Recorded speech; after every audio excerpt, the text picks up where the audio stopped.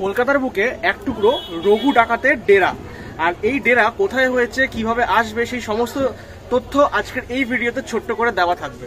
আর হ্যাঁ, কিছুদিন আগে কিন্তু রঘু ডাকাত সিনেমাটি রিলিজ হয়েছে দেবদার। সেই রঘু ডাকাত সিনেমাকে কেন্দ্র করে বা রঘু ডাকাতের একটা জীবনকে কেন্দ্র করেই কিন্তু ট্রিবিউট দিয়েছে এই পুজো কমিটি। তো অবশ্যই এই প্যান্ডেলটা কিন্তু মাস্ট ভিজিট এই বছরের কালী পুজো। এই মুহূর্তে আমি আছি আদর্শ স্বামীজি স্মৃতিসংঘ, যেটা কলতলায় অবস্থিত। আর এটা নাগের বাজার থেকে একদম কাছেই, মানে 1 কিলোমিটার ডিস্টেন্সে পড়ছে। আর এবছরে এখানকার থিম হচ্ছে রঘু ডাকাত, আর 57তম বর্ষ এই পুজোটির।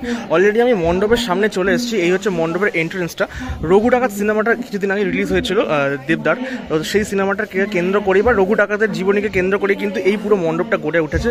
মণ্ডপের দু সাইডে দেখো, এখানে কিন্তু রঘু ডাকাতের বিভিন্ন ধরনের ছবি এখানে পোর্ট্রে করা হয়েছে।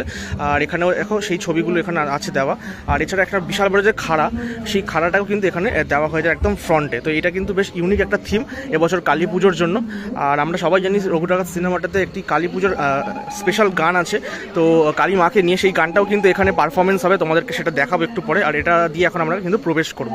আর এই পুজো কমিটি এই কালী পুজোর জন্য বেশ কিছু বিগত বছরগুলোতে প্রাইজ পেয়েছে, এবিপি আনন্দ থেকে বিশাল বড় বড় প্রাইজ পেয়েছে, সেগুলো কিন্তু এখানে রাখা আছে। মণ্ডপের ভেতরে প্রবেশ করার পর আমি যেটা দেখতে পাচ্ছি, ফার্স্ট বলবো যেটা, এখানে একটা আলো আঁধারি ব্যাপার কিন্তু রাখা হয়েছে মণ্ডপের ভেতরে। একটা স্পেশালি রঘু ডাকাতের ডেরা যেটা হয়, সেই ডেরাটাকে কিন্তু তৈরি করা হয়েছে রঘু ডাকাতের।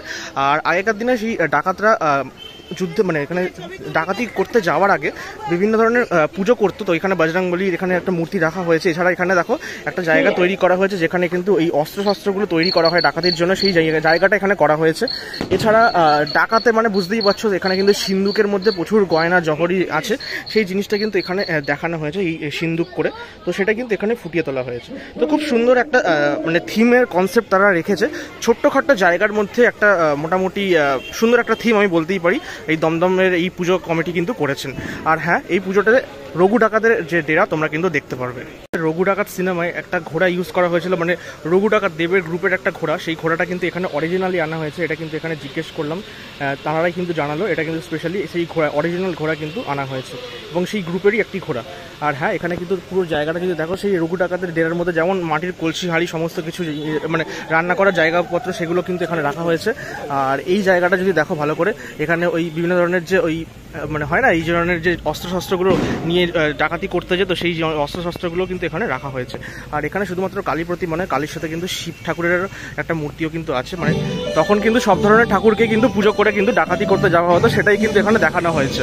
আর এই পুজো কমিটির লোকেশনটা এমন একটি জায়গায়, যেটা তোমরা সাতগাছি মোড় থেকেও ওয়াকিং ডিস্টেন্স আসতে পারো। এছাড়া বাগুইহাটি, বিরাটি এই দিক থেকেও তোমরা কিন্তু চলে আসতে পারো পায়ে হেঁটেই মোটামুটি, বা একটা টোটো অটো ধরেও চলে আসতে পারো। এছাড়া দমদম নাগের বাজারের থেকেও কিন্তু চলে আসতে পারো। তো এমন একটা জোনে তোমরা কিন্তু পুজোটা পাচ্ছ, যেখান থেকে তোমরা বিভিন্ন জায়গা থেকে কিন্তু আসার মানে গাড়ি ঘোড়া কিন্তু পেয়ে যাবে।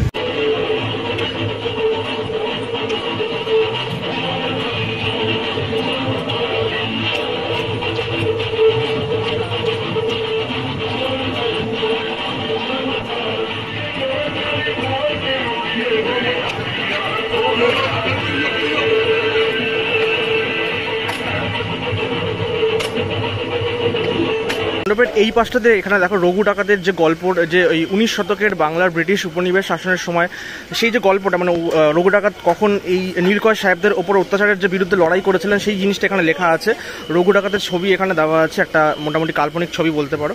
আর এটা কিন্তু সেই দেবদার যে পোস্টারটা, সেই রঘু ডাকাতের, সেটা কি এখানে আঁকে কিন্তু এখানে করা হয়েছে অ্যাকচুয়ালি। তো যাই হোক, বেশ ভালো একটা থিম আমি যেটা বলতেই পারি। আর হ্যাঁ, পুরো জায়গাটা একটু আলো আঁধারির একটা ব্যাপার আছে। আর এই হচ্ছে এখানকার মাতৃ প্রতিমা, দেখতেই পাচ্ছ রঘু ডাকাতের ডেরায় যেরকম প্রতিমা হওয়া উচিত, ঠিক সেরকমই থিমের সাথে সামঞ্জস্য রেখে প্রতিমা কিন্তু এখানে করা হয়েছে। একটু প্রতিমাটা অন্যান্য প্রতিমা যেমন হয়ে থাকে কালী প্রতিমা, তার থেকে একটু আলাদা ধরনের প্রতিমা। আর নিচে কিন্তু আমি দেখতে পাচ্ছি দুটো কিন্তু আমাদের ষাঁড় দুদিকে মুখ করে কিন্তু আছেন প্রতিমার নিচে। আর এই হচ্ছে মাতৃ প্রতিমাটা, যেমন একদম ডাকাতরা আগে এই প্রতিমার মানে মা কালীর পুজো করে তারপর ডাকাতি করতে যেত, সেই ধরনের প্রতিমাই কিন্তু এখানে দেখা যাচ্ছে। খুব সুন্দর লাগছে কিন্তু প্রতিমাটা। এই প্রতিমা তো তোমাদেরকে দেখালাম, এটা কিন্তু জাস্ট শো করার জন্য, মানে মানুষজন দেখার জন্য এই প্রতিমাটি। তবে হ্যাঁ, এই প্রতিমাটা কিন্তু পুজো হবে, মানে এটা কিন্তু শ্যামাকালী, তো এখানে শ্যামাকালী কিন্তু পুজো করা হবে। তো এখানে কিন্তু দুটো প্রতিমা আমরা দেখতে পেলাম এই মণ্ডপে, তো এই একটা প্রতিমা আর এই একটা প্রতিমা। আর হ্যাঁ, এই জায়গাটা দেখো, এটা কিন্তু শোলা বা থার্মোকল দিয়ে ব্যবহার করে এই জিনিসটা করা হয়েছে। ইটের একটা যে টেক্সচার, পুরোনো দিনের যে ওই মন্দির টাইপের টেক্সচার, সেই টেক্সচারটা কিন্তু আনা হয়েছে এই জায়গাটা। খারাপ করেনি, বেশ ভালো লাগছে, ছোটোখাটোর মধ্যে বেশ ভালোই একটা পুজো কিন্তু এখানে দেখতে পেলাম। আর এখানে আমি দেখো এই যে বট গাছের যে ওই ঝুড়িগুলো নামে, সেই বট গাছের ঝুড়িগুলো কিন্তু মন্দির থেকে কিন্তু নেমেছে। পুরো মণ্ডপটা ঘুরিয়ে দেখানোর পরে তোমাদেরকে জানিয়ে দিই, এই পুজো মোটামুটি থাকছে 24 তারিখ রাত্রি অবধি, অথবা 25 তারিখে মায়ের বিসর্জন, মানে 24 বা 25-এর মধ্যে যে কোনো একদিন বিসর্জন হতে চলেছে। তার আগে কিন্তু তোমরা চলে আসো এই পুজো কমিটিতে। নাগের বাজার থেকে এই পুজো কমিটির ডিস্টেন্স হচ্ছে 1 কিলোমিটার, মোটামুটি ওয়াকিং ডিস্টেন্স যদি আমি ধরি, তো ডেফিনেটলি তোমরা আসতে পারো। মোটামুটি ছোট এরিয়ার মধ্যে বা ছোট জোনের মধ্যে খুব একটা ভালো কাজ হয়েছে, তো অবশ্যই খুব ভালো লাগবে তোমাদের, এটুকু বলতে পারি।